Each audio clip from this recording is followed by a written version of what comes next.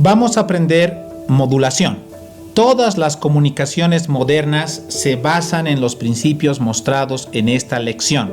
La radio, la televisión abierta o por cable, la telefonía, en particular la telefonía móvil, las redes de computadoras, en particular la tecnología de redes de computadoras inalámbricas, porque las redes de computadoras alámbricas utilizan una tecnología de ceros y unos, que precisamente no se refiere a modulación.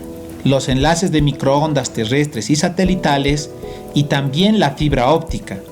En la fibra óptica, la tecnología de modulación permite utilizar de una mejor manera el ancho de banda de este canal de comunicación.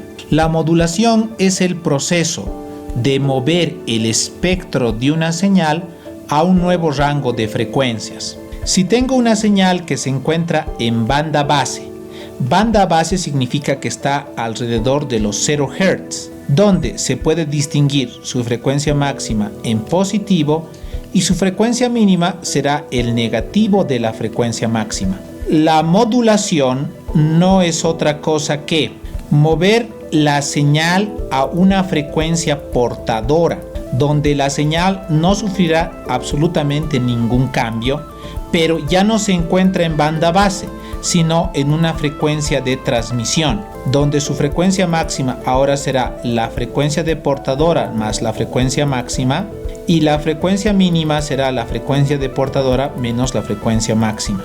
Este principio permite alojar diferentes señales en el mismo medio de comunicación. La demodulación es el proceso inverso a la modulación. Significa que si tengo una señal que se encuentra en la frecuencia de portadora, si la demodulo, lo que va a pasar es que la señal volverá a encontrarse en banda base. A eso se refiere como el proceso de demodulación. En general, la modulación se puede clasificar en modulación analógica y la modulación digital.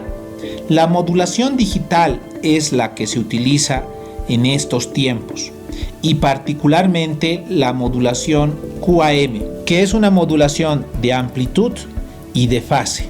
Si se pone a pensar, dado que tengo una señal de entrada que atraviesa un sistema lineal invariante en el tiempo, la salida será una señal que sea parecida a la señal de entrada, y lo que se habrá modificado es su amplitud y su fase. Entonces, el modulador QAM, por definición, será un sistema lineal invariante en el tiempo que garantice esta modificación en la señal de entrada. A partir de aquí veremos lo siguiente: la modulación por amplitud, la multiplexación en frecuencia, la demodulación síncrona, la demodulación asíncrona, el detector superheterodino, y con eso habremos terminado esta introducción a la modulación. Comencemos con la modulación por amplitud. Es la forma de modulación más básica.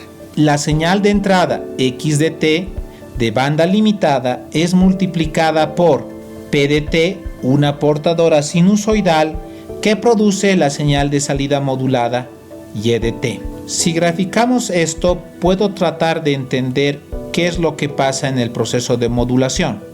Dado que tengo una señal modulante de este tipo, que se multiplicará por una señal portadora, donde la frecuencia de portadora tiene que ser mucho mayor a la frecuencia máxima de la señal que estoy tratando de modular.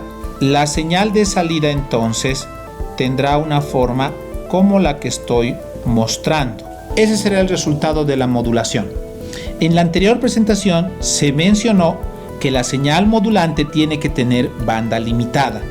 Pero ¿qué significa que una señal tenga banda limitada? Es aquella donde su transformada de Fourier es cero fuera de un específico rango de frecuencias. Entonces, si tengo una frecuencia máxima en positivo y una frecuencia negativa máxima, la señal es de banda limitada si existe para este espacio del espectro y para el resto tiene valores de cero.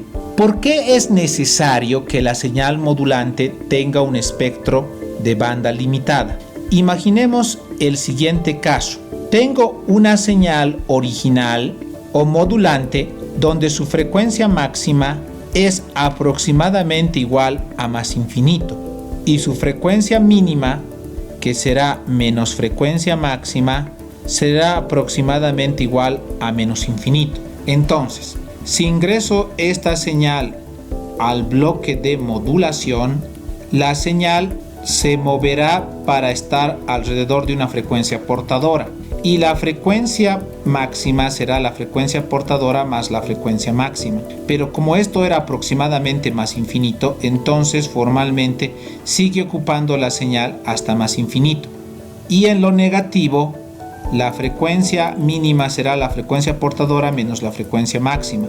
Entonces, aquí quedará menos infinito. Como se puede observar, este espectro ya ocupaba todo el espectro y este otro, a pesar de que ha sido modulado, sigue ocupando todo el espectro de frecuencias. Entonces la modulación en sí mismo no ha afectado mucho el comportamiento de esta señal, por lo tanto no se puede decir que ha sido modulada. Es muy importante entonces saber que si voy a modular una señal, esta señal tiene que tener un espectro de banda limitada. ¿Cómo se garantiza eso? Antes de realizar la modulación, se debe pasar la señal de entrada por un filtro. Este filtro pasabajos garantiza que esta señal tenga un espectro de banda limitado, donde su frecuencia de corte será la frecuencia máxima de interés para la señal x de t. En concreto, tengo una señal en el dominio del tiempo x de t modulante, donde si dibujo su espectro se convertirá en una mancha en frecuencia con una determinada amplitud y una determinada frecuencia máxima. Esta señal se multiplicará por una portadora que en el dominio de la frecuencia estará localizada en una determinada frecuencia y su amplitud será de 1 medio, dado que la amplitud de la portadora es 1. Entonces, ambas se multiplican en el tiempo y este será el resultado aproximado de esa multiplicación. Eso significa que se convolucionan en frecuencia, haciendo que el espectro de x de t aparezca en la posición del impulso de la portadora. ¿Por qué razón? Dado que tengo x de t que se va a multiplicar por una determinada portadora, esto será igual a una señal modulada, pero esto en el dominio del tiempo. En el dominio de la frecuencia, esto se escribirá de la siguiente manera. Entonces, tengo una señal original que se encuentra en banda base, con una determinada frecuencia máxima y una determinada amplitud, que se convolucionará con un impulso con una amplitud de 1 medio y que se encuentra en una frecuencia de portadora. Esta convolución hace que la señal original ahora aparezca alrededor de la frecuencia de portadora, donde la amplitud será la amplitud original dividido entre 2, el valor máximo será la frecuencia de portadora más la frecuencia máxima y la frecuencia mínima será la frecuencia de portadora menos la frecuencia máxima. Aquí hay que recordar claramente lo siguiente: si tengo una señal que se convoluciona por un impulso, eso es igual a la misma señal.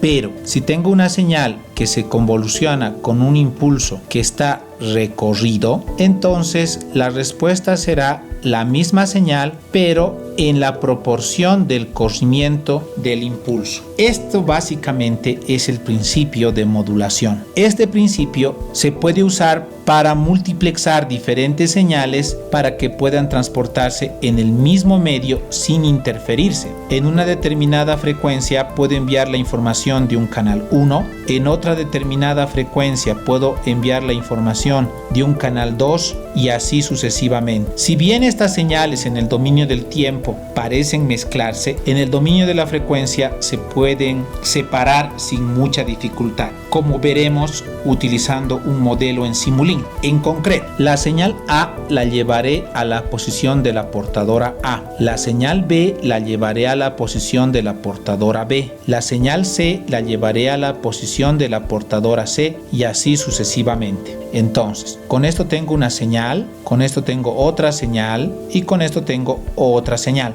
Al sumarlas conseguiré una señal definitivamente más compleja, que en el dominio del tiempo no tiene sentido, pero en el dominio de la frecuencia cada una de estas tendrá una forma inequívoca y que se podrá recuperar a partir de las frecuencias de las portadoras. Veamos esto de forma gráfica. Tengo la señal en banda base A, que se modulará a la frecuencia portadora A.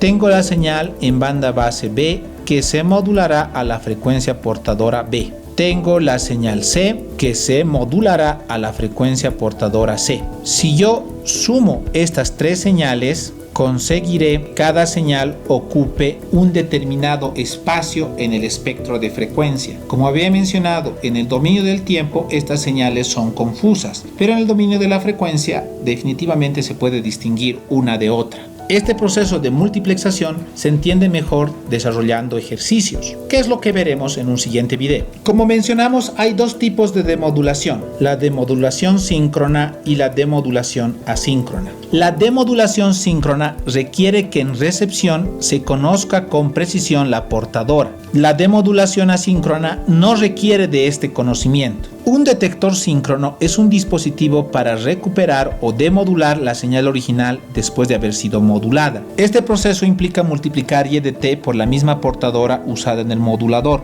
Esto se explicará a detalle en este video. No debe haber diferencia de fase entre las sinusoides de modulación y de demodulación. En el pasado, para garantizar que el receptor maneja la misma portadora del transmisor, lo que se hacía era transmitir la información o el contenido en un canal y en un canal paralelo transmitir la portadora.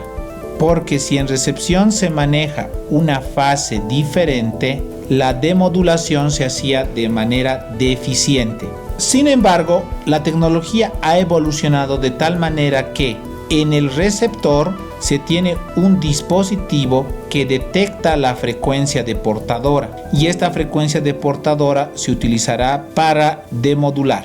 Para entender el proceso de demodulación necesito recurrir a estas identidades trigonométricas. En particular veremos la primera. Entonces, repliquemos lo que hemos visto hasta ahora. Tengo una señal x de t que tiene que pasar por un filtro que garantice que la señal modulante tenga una frecuencia máxima. Esto pasa a un multiplicador. Este multiplicador también se conoce como mixer, con una señal cosenoidal, que en este caso diré que es una frecuencia W. Ese es el desarrollo del modulador.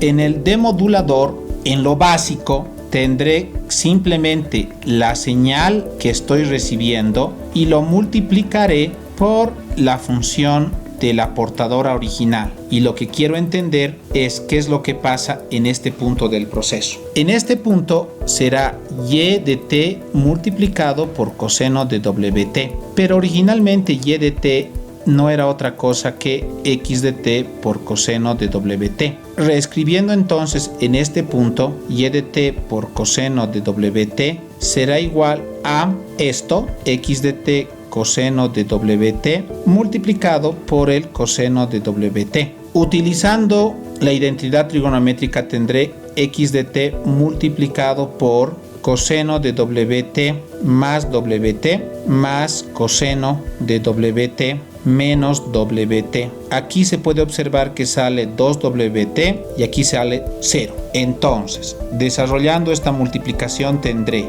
x de t coseno de 2wt dividido entre 2 más el coseno de 0 es 1. Por lo tanto, aquí quedará x de t dividido entre 2. Entonces, esta señal tiene dos componentes en frecuencia, un componente en banda base y un componente modulado en 2 veces W. La cuestión es ahora cómo recupero exactamente esta información que se encuentra en banda base. La solución sencilla es utilizar un filtro pasabajos. Y ese filtro precisamente me permitiría recuperar la señal que había sido modulada.